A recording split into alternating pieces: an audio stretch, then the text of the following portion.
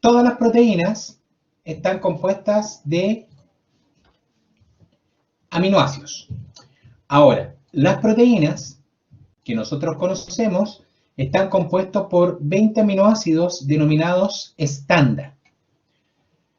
Los aminoácidos estándar, ya, normalmente tienen una configuración general, que es la que está en la pantalla.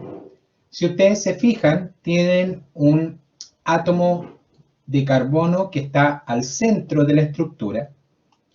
Ese átomo de carbono tiene unido un grupo carboxilo, un grupo amino, un grupo hidrógeno y un grupo denominado R.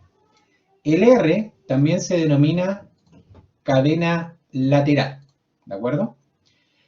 Cuando los aminoácidos tienen esta estructura, en donde me voy a encontrar con ese átomo carbono central y fíjense, y cuatro grupos unidos hacia él, ese carbono se denomina específicamente carbono alfa.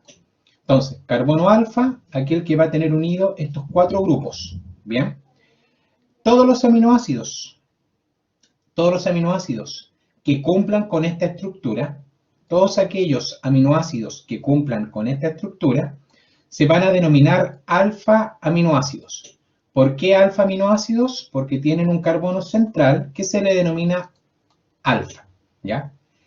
Ahora, existen de los 20 aminoácidos, 19 cumplen con esta denominación. De los 20, 19 son alfa aminoácidos, ¿de acuerdo? Ahora, uno solo, que se llama prolina, uno solo, que es la prolina, ¿ya? Es técnicamente un alfa aminoácido. ¿Qué significa alfa aminoácido? Que el R en este caso está unido al carbono central. En el caso de la prolina, la prolina tiene unido su R al carbono, por ende no clasifica como un alfa aminoácido, ¿de acuerdo? Entonces, de los 20 aminoácidos estándar, 19 son alfa aminoácidos y uno es un aminoácido, que es la prolina, ¿ya? Esa es la primera característica de los aminoácidos, ¿bien? Ahora, de manera general, los aminoácidos poseen en su estructura química 2 a 3 grupos ionizables. ¿Qué significa un grupo ionizable? Es un grupo que puede tomar carga. Ionizable es aquel grupo que puede tomar carga. Por ejemplo, siempre va a tomar carga el grupo carboxilo, siempre va a tomar carga el grupo amino, y de vez en cuando puede tomar carga el grupo R. Por eso que acá dice que presentan de 2 a 3 grupos ionizables. Normalmente el grupo carboxilo es uno que toma carga, el grupo amino es el segundo que toma carga, y de vez en cuando, en algunos casos, el tercer grupo que puede tomar carga es el R. ¿Bien? Esto lo vamos a ver con detalle un poco más adelante. Además, como segunda característica, los aminoácidos varían en estructura, en tamaño y en carga de ese R. Entonces, el R puede variar en estructura, tamaño y carga eléctrica. Además, el R define la solubilidad que tiene el aminoácido en agua. El R me va a definir si el aminoácido es tanto soluble como insoluble en agua. Bueno, los aminoácidos se pueden clasificar de 3 formas. Hay una clasificación óptica, que depende si tiene o no carbono quiral. Hay una clasificación por polaridad de la cadena lateral o polaridad del R. Y hay una tercera clasificación que es por esencialidad. La vamos a ver cada una con detalle. Vamos a partir con la clasificación denominada óptica. La clasificación óptica ya va a estar relacionada con la presencia de carbono quiral en el aminoácido. Recordemos la definición de carbono quiral. El carbono quiral es un átomo de carbono que tiene unido 4 grupos diferentes hacia él. ¿Ya? Entonces, el carbono quiral es el átomo de carbono que tiene unido 4 grupos distintos hacia él. Los aminoácidos tienen carbono quiral. ¿Ya? El carbono central, ese carbono alfa, es quiral en la mayoría de los aminoácidos. ¿Ya? Entonces, por definición, el carbono alfa es un carbono asimétrico, o mejor dicho, carbono quiral. Este carbono va a generar 2 tipos de isómeros, el L y el D. ¿Ya? Va a generar la configuración D y L, según la posición del grupo amino. El grupo amino puede estar o a la izquierda de la molécula o a la derecha. Ejemplo. Si tengo el carbono central, que está en la figura en color verde, si ustedes se fijan acá, en la figura tengo el carbono central en color verde. Si el grupo amino se encuentra a la izquierda, el aminoácido va a ser L. Si en la misma molécula de aminoácido voy a encontrarme con el grupo amino a la derecha, si lo veo de frente, el aminoácido va a ser D. Entonces, si está a la izquierda, L aminoácido. Si está a la derecha, D aminoácido. ¿Qué significa la D y la L? ¿Ya? La L significa levo rotatorio, que gira a la izquierda. En cambio, la letra D significa dextro rotatorio, lo que implica que gira a la derecha. ¿Ya? Ahora, en la pantalla vamos a ver la alanina, el ejemplo de la alanina. Si ustedes ven la pantalla, la alanina tiene el grupo amino, si lo ven de frente, el grupo amino está dibujado a la izquierda del carbono. Por ende, esta va a ser la L-alanina. También puedo ver la segunda imagen, el grupo amino, pero dibujado a la derecha del carbono. Por ende, si está dibujado a la derecha, ahora vamos a tener una D-alanina. Repito, L significa levo rotatorio, que gira a la izquierda en el espacio, y D, dextro rotatorio, que gira a la derecha. ¿De acuerdo? Ahora, los isómeros L y D, se denominan estereoisómeros. Cuando la molécula tiene isómeros L y D, a ellos se les denomina genéricamente estereoisómeros. ¿Ya? Los estereoisómeros son lo que se denominan imágenes especulares no superponibles. En química, esto es lo que uno llama imagen de espejo. La forma L versus la forma D son estereoisómeros y entre ellos son imágenes especulares no superponibles, lo que se traduce en imágenes de espejo. Significa que el L, si lo comparo con el D, vendría siendo su reflejo. ¿Ya? Ahora, en las proteínas, los aminoácidos que forman esas proteínas son isómeros L. El L es el que forma enlace peptídico y el L es el que forma proteína, por si acaso. ¿Ya? El D generalmente está libre. Los D aminoácidos normalmente los voy a encontrar libres. ¿Ya?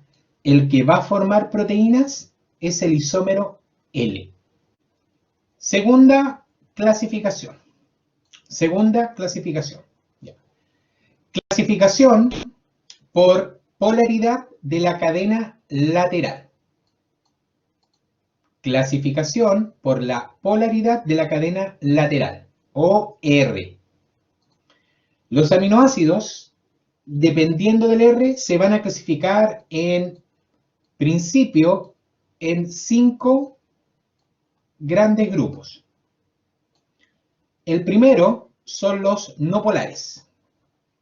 El segundo, los aromáticos.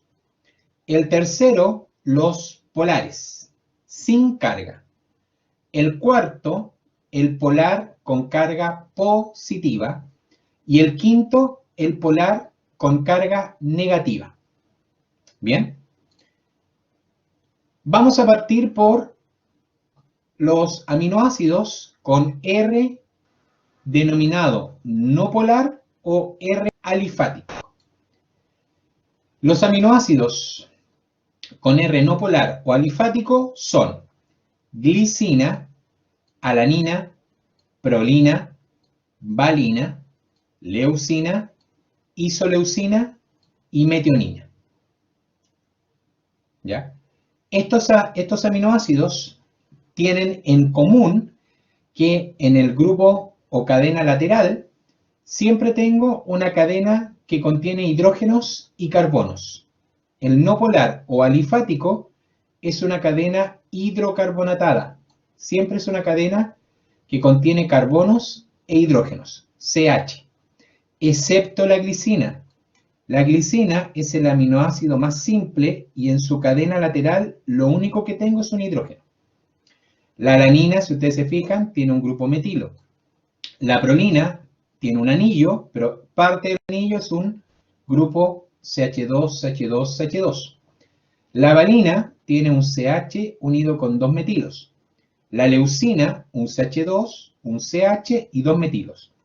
La isoleucina, un carbono con CH3, CH2 y CH3. La metionina tiene 2 grupos CH2, un azufre y finalmente un grupo metil. Características comunes de los R no polar o alifático, todos son hidrofóbicos, excepto la glicina, porque la glicina es hidrofílica. Entonces, los no polares o alifáticos en principio son hidrofóbicos. ¿Por qué? Porque el R es una cadena que contiene carbonos con hidrógenos. ¿Qué significa esto? Que el carbono con hidrógeno jamás se une con moléculas de agua. El carbono y el hidrógeno dentro de una cadena es apolar. Por ende, lo apolar no interacciona con lo polar. Eso significa que el R alifático o el R no polar no es capaz de formar ni puentes de hidrógeno, ni menos interacciones iónicas con moléculas de agua. Eso provoca que aquellos aminoácidos con el R no polar son aminoácidos hidrofóbicos, excepto la glicina. ¿Por qué? Porque la glicina no tiene carbono en su R, solo hidrógeno. Entonces, de los no polares, todos son hidrofóbicos, a excepción de la glicina, que es hidrofílica. Estos aminoácidos, cuando están en proteínas globulares con formas esféricas, la proteína globular es la forma de globo, ¿ya? O de esfera, ¿ya? En este caso, siempre los vamos a encontrar al interior de la estructura. Los aminoácidos no polares se ocultan del agua y cuando se ocultan del agua se esconden hacia el interior de las proteínas, ¿ya? Y son muy poco reactivos. Químicamente reaccionan muy poco, ¿ya? Esa es la característica de los aminoácidos no polares.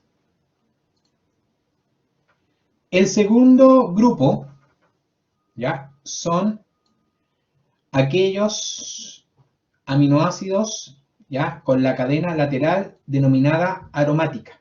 Entonces, aminoácidos con R aromático. Aminoácidos con R aromático. Acá tenemos 3. Fenilalanina, tirosina, triptófano. Si ustedes se fijan, en los 3 casos tenemos un grupo denominado bencénico, ¿ya? Acá en los 3 casos tengo bencenos, ¿ya? De los 3 aminoácidos aromáticos, la fenilalanina y el triptófano son totalmente hidrofóbicos. En cambio, la tirosina es hidrofílica. La tirosina es hidrofílica. ¿Por qué? Porque al grupo bencénico, ¿ya?, está unido un OH. Y ese OH es polar y es capaz de interaccionar con agua. ¿De acuerdo? Entonces, fenilalanina y tristófano, totalmente hidrofóbicos. En cambio, la tirosina, debido a que tiene un OH, es hidrofílica. ¿Ven? Otra característica de los aromáticos, ¿ya?, es que son capaces, ¿ya?, de absorber radiación ultravioleta de manera directa. Los aminoácidos aromáticos absorben radiación UV, ¿ya?, en una zona cercana a los 280 nanómetros, lo que me permite cuantificarlos de manera directa. Bien. Tercer grupo. Aminoácidos con la cadena lateral denominada polar sin carga. Aminoácidos con cadena lateral polar sin carga. Estos son serina, treonina, cisteína, asparagina, glutamina. Polar sin carga significa que la cadena posee en su estructura química, recuerden, un delta negativo que necesariamente está unido a una estructura delta positivo. ¿Ya? Polar sin carga significa que presenta carga, pero la carga es aparente. Y además, la carga aparente está estabilizada. Tengo ambas cargas estables. Vamos a ir viendo uno por uno la característica de esta carga ya estabilizada. En el caso de la serina, tengo un grupo OH. El O es delta negativo, ¿ya? En cambio, el hidrógeno es delta positivo. La treonina también tiene un grupo OH. Por ende, nuevamente se nos repite un delta negativo y al otro lado se nos repite un delta positivo. La cisteína tiene un grupo SH. Se comporta igual que un grupo OH. Ahí voy a tener un delta negativo por un lado y por el otro lado voy a tener un delta positivo. La asparagina tiene un grupo CO. En el caso del grupo donde está el CO, este grupo carbonilo es delta negativo y en cambio el amino va a ser el delta positivo. La glutamina es muy similar, ¿ya?, en estructura, y donde está el CO se repite el delta negativo, en cambio donde está el grupo amino se repite el delta positivo. En los 5 casos de estos aminoácidos polares sin carga, voy a tener una estructura delta positivo unida con una delta negativo. Y eso va a generar que la molécula sea polar, pero al mismo tiempo polar sin carga, o también se denomina polar neutra. Bien. Características de estos aminoácidos con R polar sin carga. Todos son hidrofílicos, ya que son polares. La serina y la treonina, ¿ya?, son aminoácidos catalogados como hidroxiaminoácidos debido al OH.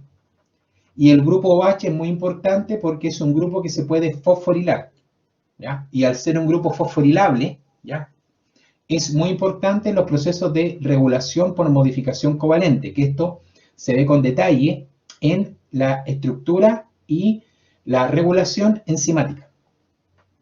Por otro lado, tengo la cisteína, que es un aminoácido que tiene un grupo denominado tiol.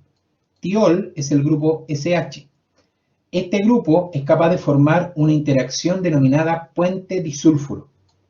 Es un grupo que permite formar un enlace covalente muy fuerte llamado puente disulfuro. Por último, la asparagina y la glutamina son intermediarios en metabolismo de compuestos nitrogenados, específicamente intermediarios, por ejemplo, en lo que se denomina el ciclo de la urea, que también se va a ver con detalle ya al final del curso de bioquímica.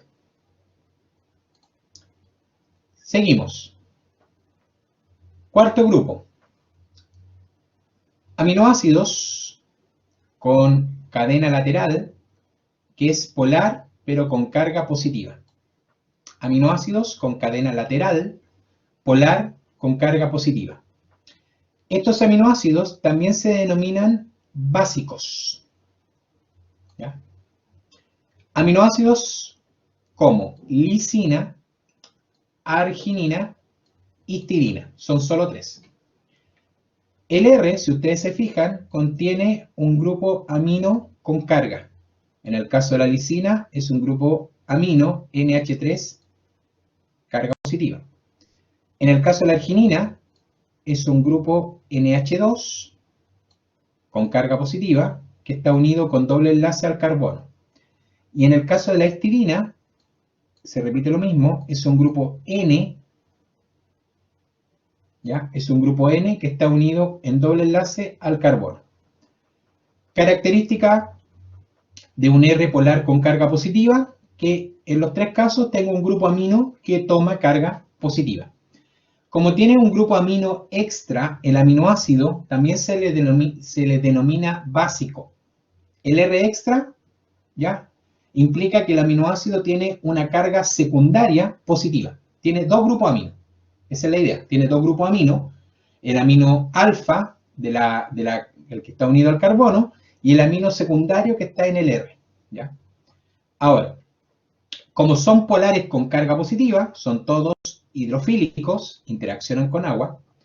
La lisina, por ejemplo, forma intermediarios en lo que es catálisis enzimática.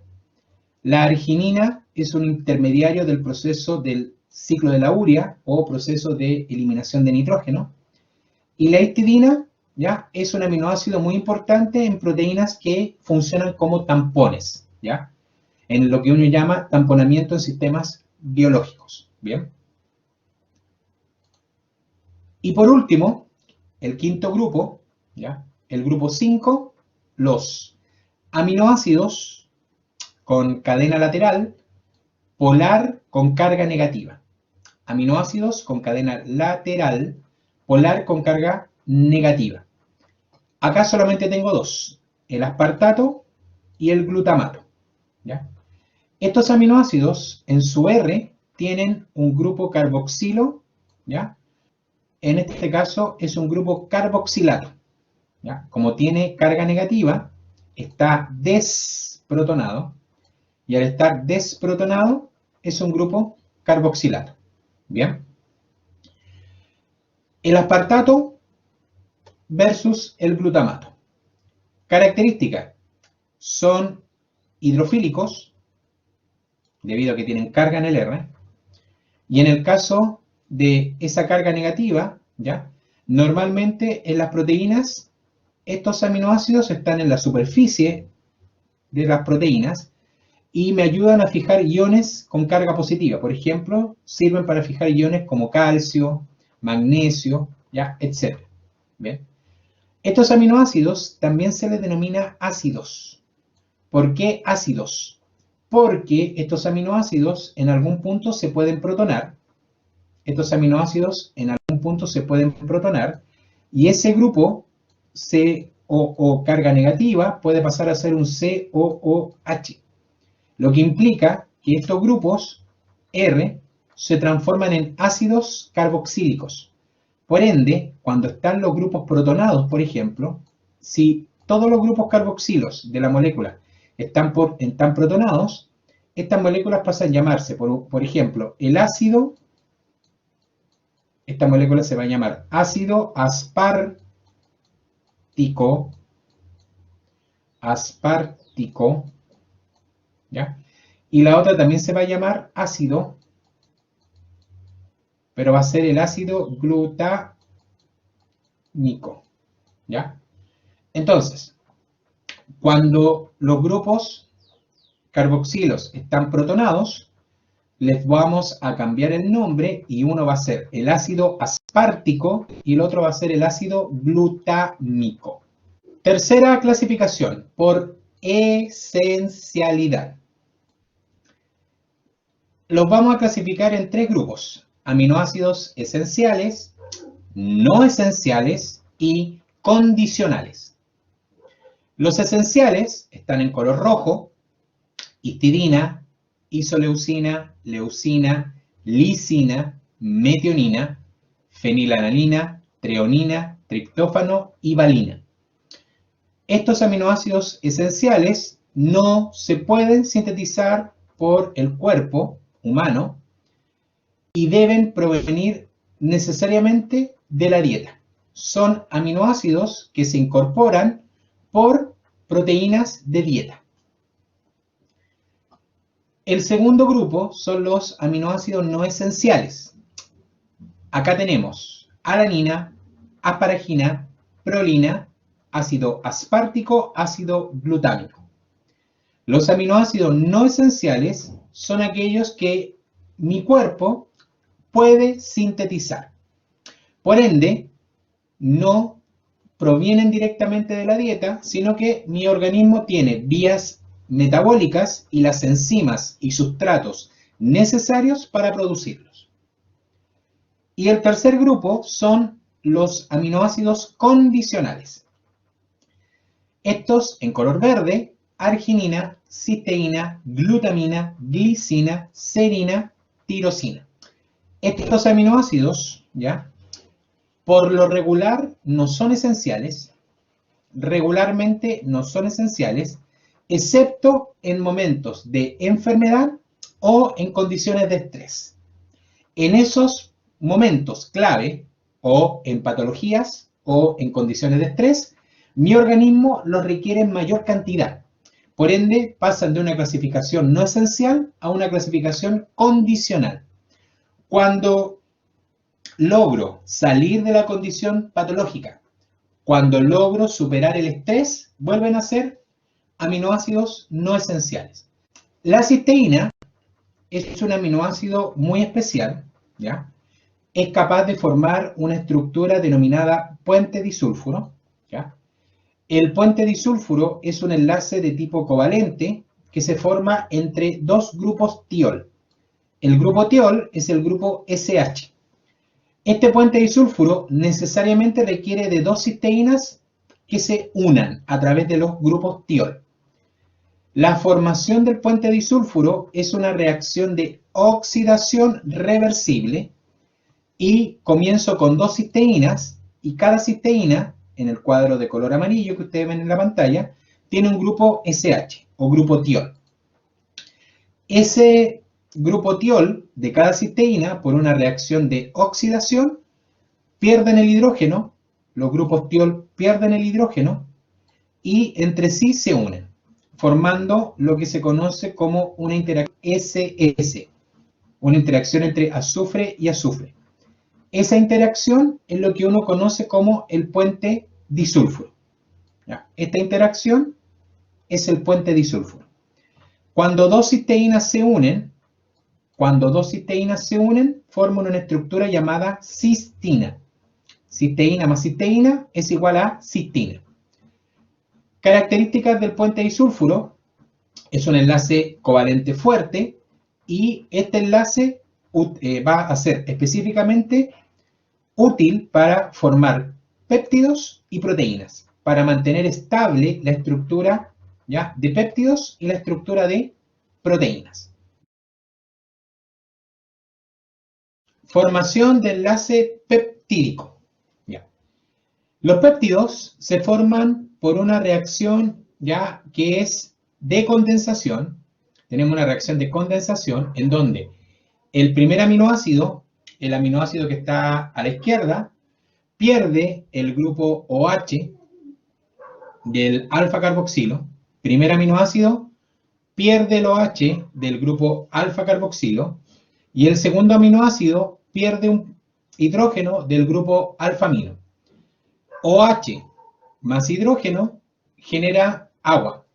La reacción de condensación es una reacción que libera agua. Cada vez que se forma un enlace peptídico, tengo la liberación de una molécula de agua.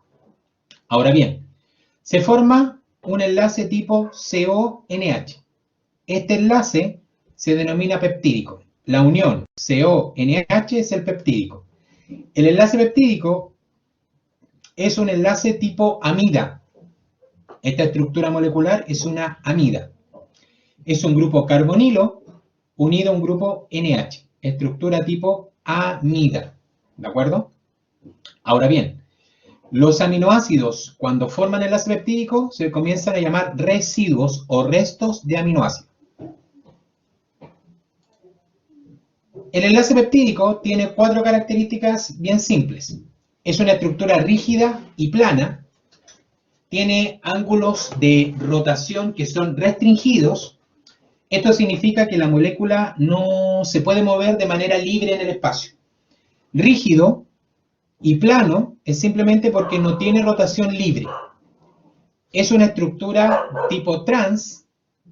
Trans significa que el grupo CO y el grupo NH siempre están en planos opuestos. Trans, ¿ya? Entre el grupo CO y el NH siempre tienen los grupos en lados opuestos. Uno está arriba, otro está abajo, ¿ya? O viceversa. Es una estructura polar sin carga. La estructura polar sin carga implica que tengo un CO, delta negativo hacia el oxígeno, y en el NH tengo un delta positivo. Entonces, siempre el enlace peptídico es una estructura sin carga, es polar sin carga. CO, delta negativo, NH, delta positivo. Ahora, el enlace peptídico presenta una característica que es doble enlace parcial o lo que se llama estructura de resonancia. La resonancia es simplemente cuando el enlace peptídico toma, ¿ya? Debido a que el doble enlace del carbono-oxígeno se cambia de posición y pasa a ser un doble enlace carbono-nitrógeno. Cuando el CO-NH, doble enlace carbono-oxígeno, enlace simple carbono-nitrógeno, llega a cambiar en el espacio, carbono enlace simple, carbono, nitrógeno enlace doble, tengo carga negativa y en el otro tengo carga positiva. A esto se le llama estructura de resonancia. Ahora, los péptidos son estructuras que se leen y se dibujan de izquierda a derecha. Por ejemplo, un péptido comienza en el lado izquierdo con un grupo amino. Cada vez que ustedes vean el grupo amino a la izquierda es el N-terminal. Amino a la izquierda, el N-terminal. Y al otro lado tengo el carboxilato a la derecha, que es el C-terminal. Entonces, amino a la izquierda, carga positiva. A la derecha el carboxilo. Entonces tengo el N-terminal y el C-terminal. En los aminoácidos, yo siempre voy a buscar la estructura CONH. Cada estructura CONH es lo que uno conoce como el enlace peptídico. Entonces, carbono, doble enlace, carbono, oxígeno, NH es el enlace peptídico. Si ustedes se fijan, acá tengo 1, 2, 3, 4. Tengo 4 enlaces peptídicos. El carbono que está entre enlaces peptídicos es el carbono alfa del aminoácido. Si ustedes se fijan, el carbono que tiene unido un CH2OH, el carbono con un hidrógeno, carbono con un CH2 fenol, el CH3, CH2, CH, CH3, CH3 serían los 5 aminoácidos. Entonces, ojo, si tengo 4 enlaces peptídicos, técnicamente son 5 aminoácidos. En la imagen tengo un pentapéptido, ¿ya? El pentapéptido siempre se nombra, todos los péptidos se nombran de izquierda a derecha, de N-terminal a C-terminal. Por ejemplo, acá tengo serina en el primero, glicina en el segundo, tirosina en el tercero, una leucina en el cuarto y una alanina en el cuarto y una leucina en el quinto. ¿Cómo conozco en cada caso es el aminoácido? La única opción es recordar los R. Un CH2OH, serina. Un hidrógeno solito, glicina. CH2 benceno OH sería una tirosina. Un CH3, una alanina. Y el CH2, CH, CH3, CH3 sería una leucina. Si yo reconozco los R, voy a saber qué aminoácidos hay en la estructura. ¿Cómo se nombran los aminoácidos? De izquierda a derecha, los primeros aminoácidos con la terminación -il, el último aminoácido con el nombre completo. Por ejemplo, aquí tendría una seril, glisil, tirosil, alanil, leucina. Esa sería la nomenclatura correcta. También lo puedo escribir con letras. Ser, gli, tir, ala, leu. La nomenclatura de 3 letras implica las primeras 3 letras de cada nombre de los aminoácidos. Ser, gli, tir, ala, leu. ¿Bien? Ustedes nos van a dibujar péptidos, ¿de acuerdo? Ustedes nos van a dibujar péptidos, ¿ya? A lo más lo tienen que reconocer, para que no se compliquen, ¿ya? Nos vamos a dibujar, sí los van a reconocer, ¿ok?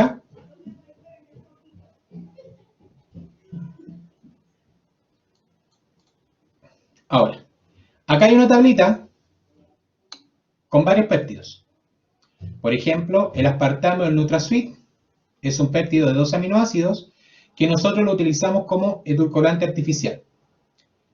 El glucagón, acá abajo, tiene 29 residuos, es sintetizado en el páncreas, y el glucagón es importante porque es una hormona que regula la glicemia. Técnicamente el glucagón es una hormona hiperglicemiante. La corticotropina también es una hormona, ¿ya? La bradykinin, el glutatión, que ayuda normalmente, el glutatión es como una molécula que tiene que ver con sistemas redox, ¿ya? Etcétera. Hay varios péptidos de origen natural, incluso el aspartame, que es de origen artificial, que tienen funciones bien interesantes a nivel de organismo. Las proteínas son péptidos muy largos, ¿ya? Normalmente cuando un péptido tiene 100 unidades o más, o tiene un peso superior a 5000 Dalton, a ese péptido lo llamamos proteínas. Entonces, por ejemplo, un aminoácido es una unidad básica. Los péptidos comienzan en 2 aminoácidos hasta 100 aminoácidos. Y si tengo más de 100 aminoácidos unidos, eso se va a llamar proteína. El límite entre un péptido y una proteína son 100 unidades, 100 residuos, o una masa molar de 5000 Dalton o gramos mol.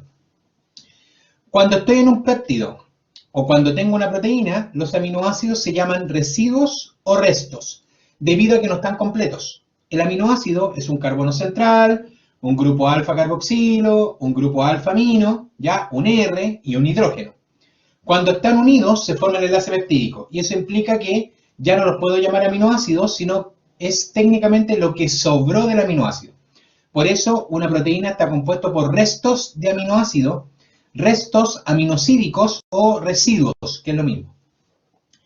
Bueno, las proteínas son las biomoléculas más abundantes en la célula, después del agua, ¿ya? Primero viene el agua, después vienen las proteínas, y normalmente constituyen el 50% del peso seco. Si recordamos, en una célula el 70% es agua, el 30% es materia seca, y en la materia seca, la mitad de la materia seca es proteína. Las proteínas están compuestas principalmente por CHON, carbono, hidrógeno, oxígeno, nitrógeno. Las proteínas comienzan desde los 5000 Dalton o gramos mol hasta el 1.000.000 de Dalton o gramos mol. Ese es el peso promedio o el rango de pesos promedios que tienen. Las proteínas tienen 4 niveles estructurales. Una estructura denominada primaria, en donde tengo una cadena lineal. Una estructura secundaria, en donde la cadena lineal sufre lo que se denomina un arreglo espacial local. La estructura terciaria, que es cuando la proteína toma un plegamiento tridimensional. La proteína toma una forma en el espacio, ¿ya? Puede ser una forma esférica, puede ser una forma alargada, ¿ya? Y finalmente tengo la estructura cuaternaria. La estructura cuaternaria es un arreglo espacial de 2 o más unidades. Cuando tengo 2 o más unidades, esa proteína tiene una estructura cuaternaria. Bien. Vamos a partir con la estructura primaria. La estructura primaria es el número, la naturaleza y la secuencia de los aminoácidos en una cadena. La estructura primaria indica el número de aminoácidos, la secuencia, número de cadenas, número y ubicación de puentes disulfuros. ¿Ya? Nada más. Por ende, cuando ustedes tienen una estructura primaria, lo que ven es simplemente una larga cadena de aminoácidos. La estructura primaria solamente ya se mantiene estable por enlaces peptídicos. El enlace principal que mantiene la estructura primaria unida, el enlace principal que mantiene la estructura primaria estable es el enlace peptídico. La función de una proteína depende de la secuencia de aminoácidos. ¿Ya? Siempre la función de una proteína depende de su composición aminosídica y no viceversa. ¿Ya? Eso es estructura primaria. El otro tipo de estructura se denomina secundaria. En la secundaria tengo segmentos o regiones específicas dentro de un péptido y esa región sufre una distribución espacial local, ¿ya? De los átomos o de los residuos que la compongan. Entonces, dentro de un péptido, un trozo de él sufre un arreglo local. Ese arreglo puede ser que se enrolla, por ejemplo, se puede enrollar como un resorte, se puede doblar o quebrar, ¿ya? O puede girar, ¿ya? Se genera un quiebre o un giro. A eso se le llama arreglo espacial local. A que se enrolle, a que se doble o a que gire. ¿Bien? Toda estructura secundaria se estabiliza por puentes de hidrógeno entre enlaces peptídicos. La estructura secundaria solo se estabiliza por puentes de hidrógeno entre enlaces peptídicos. Hay tres tipos principales de estructura secundaria. Tengo la hélice alfa, la hoja o conformación beta, también se le llama beta plegada, y los giros, vueltas o bucles tipo beta. Son los tres tipos más comunes de estructura secundaria. Hay más, solamente vemos los tres comunes. Estructura terciaria. Se define como un patrón de plegamiento de los elementos estructurales secundarios en una conformación tridimensional. Técnicamente es cuando la cadena se pliega y toma lo que se denomina una forma 3D. Es un plegamiento tridimensional, ¿ya? Este plegamiento, ¿ya? 3D puede ser con forma fibrilar, forma, en este caso, de largas hebras, o forma globular, lo que hablamos de una forma esférica. Entonces, hay dos tipos de estructura terciaria. Las fibrilares, formas alargadas de una proteína, y las globulares, formas esféricas de una proteína. Ahora, la estructura terciaria obviamente está compuesta por estructuras secundarias y estructura primaria. ¿Ya? Recuerden que la primaria es la cadena peptídica lineal, la secundaria es el arreglo local de una cadena o de una parte de la cadena, y el terciario es cuando este plegamiento, ¿ya?, de estructuras secundarias toman forma tridimensional. Entonces tengo varias estructuras secundarias que toman una forma 3D en el espacio. ¿Cuál es la forma 3D? O una larga hebra o una pelota, que sería una forma. Dentro de una estructura terciaria, aparecen motivos y aparecen dominios. Entonces, dentro de la estructura terciaria, que podría ser o fibrilar o globular, hay zonas de ellas que pueden ser denominadas motivos y otras zonas que pueden ser denominadas dominios. La estructura terciaria solo se estabiliza por interacciones y enlaces entre grupos R de los residuos que la componen. Las interacciones que se forman entre los R son puentes de hidrógeno, interacciones hidrofóbicas, interacciones iónicas, puentes disulfuros. Ejemplos. Cuando se forma un puente de hidrógeno, cuando tengo, por ejemplo, un dador de hidrógeno y al otro lado tengo un aceptor. Por ejemplo, un dador, el OH. El OH es delta positivo, dador de hidrógeno. Un CO es delta negativo. Pregunta del millón. ¿Qué aminoácido tiene OH en su estructura? Por ejemplo, un aminoácido que tenga OH puede ser, por ejemplo, la serina. ¿Ya? La serina tiene OH. Otro que tenga OH podría ser, por ejemplo, la tirosina. La tirosina también tiene OH. Ahora, ¿quién lo atrae? Un grupo CO. El CO, el grupo CO, ¿ya? Podría ser un carboxilato. Recuerden que es R, carboxilato, ya, es un R. ¿Y quién tiene carboxilato? Por ejemplo, el glutamato, aspartato. El glutamato y el aspartato tienen carboxilato. Y ahí tengo el OH delta positivo, el carboxilato delta negativo. Eso sería un ejemplo de puente de hidrógeno. Interacciones hidrofóbicas. Para que tenga interacciones hidrofóbicas, ¿ya? En el caso que quiera tener interacciones hidrofóbicas, para las interacciones hidrofóbicas, necesariamente debo tener, ¿ya? 2R apolar. Si quiero que sean hidrofóbicas, debo tener Rs apolares, ¿ya? No tengo otra opción. Leucina, por ejemplo, isoleucina, ¿ya? Metina, ¿ya? Tengo que tener Rs totalmente apolares. La alanina, ¿ya? Esos son interacciones hidrofóbicas, entre ellos. Las iónicas, necesito a alguien que tenga carga positiva y alguien que tenga carga negativa. Ojo, no es delta. Cuando es iónica, cuando es una interacción iónica, debo tener carga positiva real, carga negativa real. Por ejemplo, un grupo amino versus un grupo carboxilato. Amino y carboxilato. ¿Quién sería o qué grupo tendría un NH3 con carga positiva? Eso ya lo habíamos conversado como tema anterior.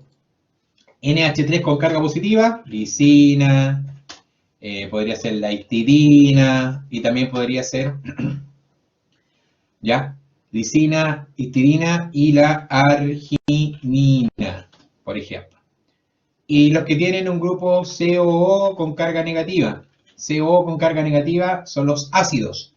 Ahí podría tener el ácido aspartico y también podría tener el ácido glutámico. Podría tener cualquiera de los dos, aspartico o glutámico. Entre ellos se atrae.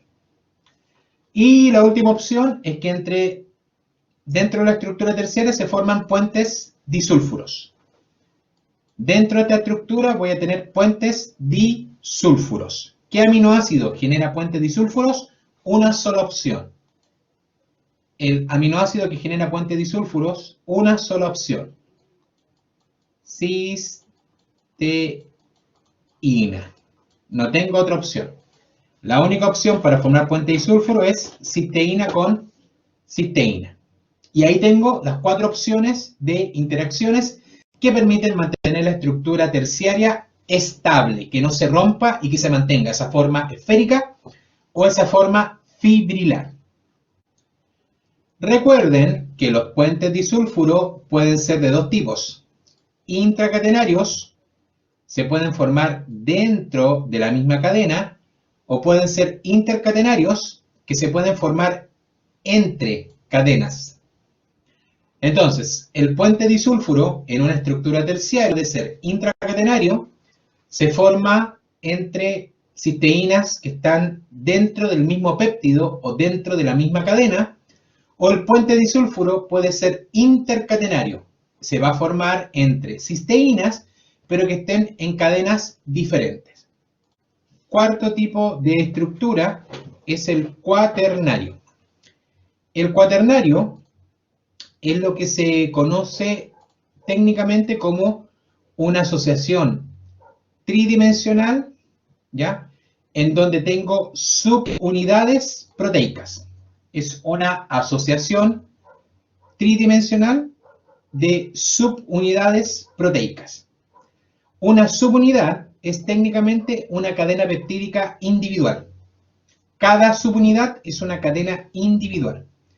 Ahora, estas estructuras cuaternarias pueden ser dímeros, en donde tengo 2 unidades, tetrámeros, 4 unidades, oligómeros, más de 4 unidades. Las unidades proteicas, o mejor dicho, subunidades proteicas, pueden ser iguales, y ahí se le llama homoproteínas, o pueden ser distintas, heteroproteínas. Entonces puedo tener homo, subunidades idénticas, hetero, subunidades diferentes. Por ejemplo, la estructura A es un homodímero. La estructura A es homodímero. Si ustedes se fijan, son 2 subunidades idénticas. La B es un heterodímero. Son 2 subunidades AB. ¿Ya? El C es un heterotetrámero. A2B2. Tengo 2 unidades A y 2 unidades B. Tengo 4 en total. El D es un heteropentámero, por ejemplo. 1, 2, 3, 4, 5. Tengo 5 unidades y dentro de él tengo distintas. ¿Bien? Ahora, dentro de la estructura cuaternaria también aparecen los motivos y los dominios. ¿Cómo se estabiliza la estructura cuaternaria? Se estabiliza de manera idéntica que la terciaria. La estructura cuaternaria se estabiliza de forma idéntica que la estructura terciaria. De hecho, es la misma imagen. La estructura cuaternaria se estabiliza por interacciones y enlaces entre los grupos R de los residuos que componen la estructura cuaternaria. Las interacciones que se generan son puentes de hidrógeno, interacciones hidrofóbicas, interacciones iónicas y puentes disulfuros. Ejemplo, el puente de hidrógeno se va a generar normalmente en un dador de hidrógeno, delta positivo, y un aceptor de hidrógeno, delta negativo. Por ejemplo, un grupo H, un aminoácido hidroxilado, serina, un ejemplo, que es atraído por un CO delta negativo, un carboxilato, por ejemplo, ¿ya? O un CO de otro grupo como la asparagina. ¿Ya? También podría ser entre un grupo OH, delta positivo, y un grupo NH, ¿ya? ¿De acuerdo? Ahora, disculpen, lo dije al revés. El OH sería delta negativo por el O, y un NH que ahí sería el delta positivo. Ahí al revés. La otra interacción es hidrofóbica. La única opción para que haya interacciones hidrofóbicas es que el aminoácido sea apolar. Para que sea hidrofóbica, tengo que necesariamente tener un aminoácido apolar, hidrofóbico. Lisina, alanina, leucina, isoleucina, valina, etc. Las interacciones iónicas, debo tener un catión y un anión. El catión, un grupo amino, protonado. ¿Quién tiene el R amino protonado? Lisina, arginina, histidina. Negativo, carboxilato, un grupo carboxilato, el ácido carboxílico, por ejemplo, glutamato del ácido glutámico, aspartato del ácido aspartico. Y ahí tengo una interacción iónica. Y el tercero sería el puente disulfuro. El puente disulfuro, ¿cómo puede ser el puente disulfuro? Solamente con cisteínas. Ahí no tengo otra opción que es cisteína con cisteína. Las proteínas se pueden desnaturalizar. La desnaturalización es el cambio o variación de la estructura 3D. La estructura tridimensional se pierde y esa proteína puede perder actividad biológica. Parto con una proteína normal. La proteína normal se llama estructura nativa. Por algún factor se desnatura, se rompen las interacciones no covalentes y se despliega. La proteína desplegada es una proteína desnaturalizada o denaturada. La denaturación es un proceso que está asociado con la pérdida de actividad biológica o la pérdida de función. En algunos casos, la proteína se puede renaturar, se puede volver, ¿ya?, a formar las interacciones no covalentes. Y ahí, en algunos casos, la renaturación está asociado con volver a tener actividad biológica. ¿Qué factores o qué agentes son desnaturantes? La denaturación puede suceder por cambio de pH. El pH, ¿ya?, está asociado con un exceso de protones o un exceso de OH. O hay acidez o en el medio hay basicidad o alcalinidad. El cambio de pH o el cambio en la concentración de protón o la concentración de OH provoca que las cargas de los R cambien. El cambio de pH afecta la carga del R. La carga del R, ¿ya?, va a provocar que la proteína se desestabilice y se rompan interacciones. Entonces, en el caso del pH, lo que se puede ver afectado generalmente son puentes de hidrógeno por un lado. Aquí yo puedo afectar el puente de hidrógeno, ¿ya? Y también puedo ver afectado, por ejemplo, las interacciones iónicas. Siempre lo que se va a desestabilizar son las interacciones de tipo débiles.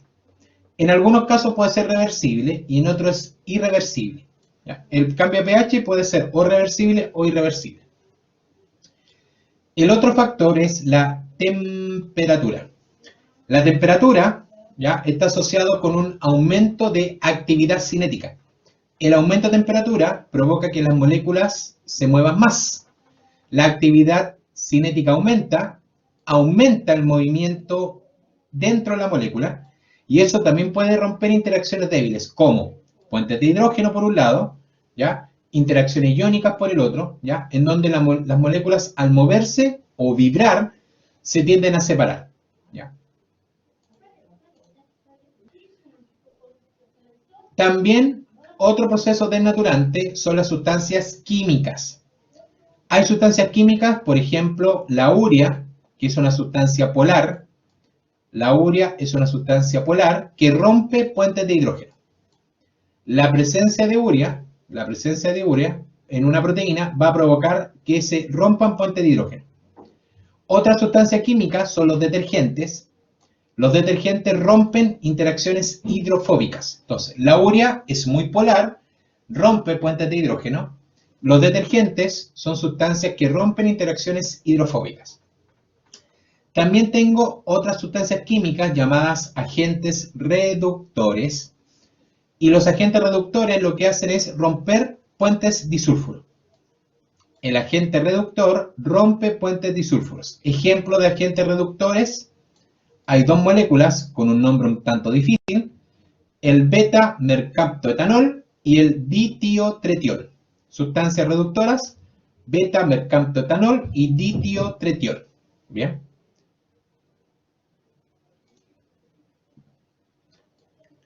Clasificación de las proteínas. Nuestras proteínas se van a dividir en dos grandes grupos. La división va a ser por forma o por composición química. Las proteínas por forma son fibrosas o globulares y por composición simples o conjugadas. Las proteínas por forma tenemos fibrilares, en donde tengo una cadena peptídica ordenada formando largas hebras o grandes láminas. Solo está formada por un tipo de estructura secundaria. Si son largas hebras, son alfa hélice. Si son grandes láminas, solo es beta plegada, ¿ya? Entonces, las fibrilares son un solo tipo de estructura secundaria. Si solamente tengo alfa hélice, eso va a formar largas hebras. Si solamente tengo beta plegada, forman grandes láminas. Toda proteína fibrilar tiene una función de soporte, forma o protección. Las proteínas fibrilares, más que nada, tienen funciones estructurales. Son insolubles en agua, como característica, insolubles en agua. Ejemplo de proteínas fibrilares: queratina, colágeno, que son las más comunes. Las globulares, por el contrario, son cadenas peptídicas con forma esférica o de globo.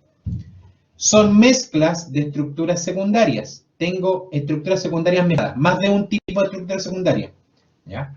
Son muy solubles, normalmente lo polar hacia afuera, R polares hacia afuera, R polares hacia el interior.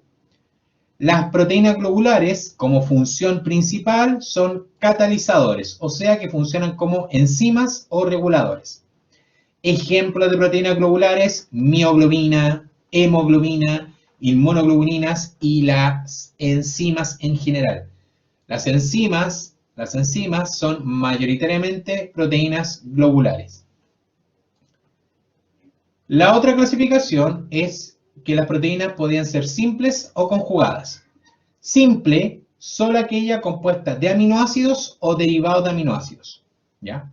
Ejemplo de proteínas simples: albúminas, globinas, histonas. Conjugadas, proteínas que contienen dentro de su estructura una parte proteica y una parte no proteica. En una proteína conjugada, una parte de ella está compuesta por aminoácidos, que es la zona proteica, y otra parte está compuesta por no aminoácidos, que es la zona no proteica. El componente no proteico se denomina grupo prostético, suena como prótesis. Ejemplo de proteínas conjugadas: glicoproteínas, lipoproteínas, metaloproteínas. Entonces, las proteínas conjugadas, por ejemplo, si hablo de una lipoproteína, el grupo prostético son lípidos. Ejemplo, la beta-1 lipoproteína en sangre. Las glicoproteínas, su grupo prostético son carbohidratos, las inmunoglobulinas G, por ejemplo. Fosfoproteína contiene grupo fosfato, la caseína de la leche. Las hemoproteínas contienen grupo hemo, la hemoglobina. Flavoproteínas contienen nucleótidos de flavina, la succinato deshidrogenasa. Metaloproteínas, algunas contienen hierro, ferritina. Metaloproteínas contienen zinc, la alcohol deshidrogenasa. Calcio, la calmodulina. Molibdeno, la dinitrogenasa. Cobre, la plastocianina. ¿Ya? Estos son ejemplos de proteínas conjugadas. Y las proteínas cumplen con diferentes funciones en nuestro organismo. Tengo proteínas estructurales, como el colágeno, ¿ya? Proteínas reguladoras, como la insulina, hormona del crecimiento. Proteínas contráctiles, como la actina y la miosina. Proteínas de transporte, hemoglobina, mioglobina, ceroalbúmina. Proteínas de almacenamiento reserva, como la ovoalbúmina, la caseína, la gliadina en cereales. Proteínas de defensa, en general los anticuerpos. Y proteínas catalizadoras, que las más importantes acá, dentro de lo que es bioquímica, son las enzimas. La principal función de las proteínas es ser una proteína con función catalítica, lo que son las enzimas.